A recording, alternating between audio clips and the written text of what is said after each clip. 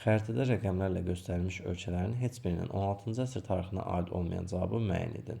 Xəritədə bizə 4 dənə dövlət verilibdir. 1 nömrə İngiltərədir, 2 nömrə Almaniyadır, 3 nömrə Fransadır, 4 nömrə İspaniyadır.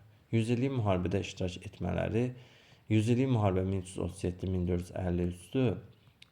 Burada da İngiltərə və Fransa döyüşsə də bu 16-cı əsrə aid olmadığına görə düzgün cavabımız bu olacaq elə.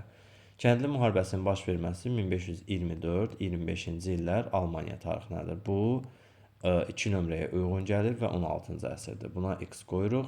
Varfolomey gecəsinin baş verməsi 1572 Fransa tarixinə aiddir. Bu Fransa tarixinə uyğun gəlir və qarşısına X qoyuruq. La-Manş döyüşündə məğlub olması İspaniya tarixinə aiddir. 1588-ci ildir. Qarşısına X qoyuruq. Güclü dəniz dövlətinə çevrilməsi də elə La-Manş döyüşündən sonra İngiltərə tarixinə aiddir. Buna da X qoyuruq, yəni 16-cı əsr. Burada düzgün cavabımız olur A variantı.